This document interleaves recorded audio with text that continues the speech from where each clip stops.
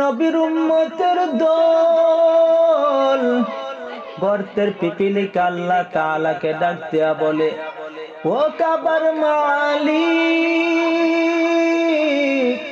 আমি তোমার বন্ধুর বড় আশিক, আমার মনে চাই তোমার বন্ধুর রওজা পাকে গিয়ে রওজা মুবারক জিয়ারত করার জন্য। পিপিলিকা যখন গর্তের মধ্যে বসে বসে এইভাবে দোয়া করতে লাগলো, এমন সময় ওই পিপিলিকার গর্তের উপর দিয়ে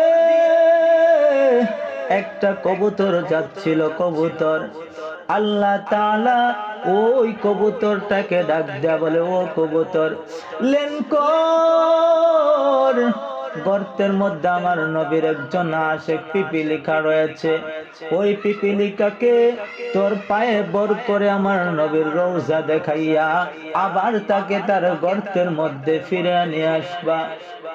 ওই কবুতর আল্লাহ তাআলার আদেশ শোনার পর যখন ল্যান্ড করলো, সঙ্গে সঙ্গে ওই পিপিলিকাটা কবুতরের পায়ে ভর করে উঠে গেল।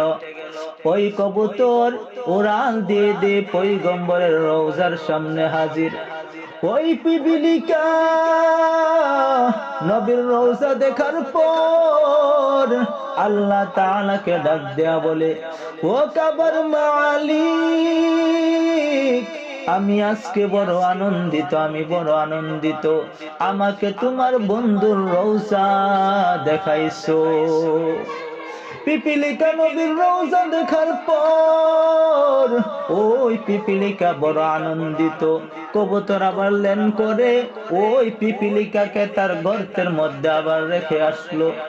আরে নবীর উম্মতের দল, আমরাও যদি পয়গম্বরের খাঁটি আশিক হতে পারি, আল্লাহ তাআলার কাছে যদি খাস দিলে আমরাও দোয়া করতে পারি, তাহলে আল্লাহ তাআলাও আমাদেরকে নবীর রওজা দেখার তৌফিক দান করবে।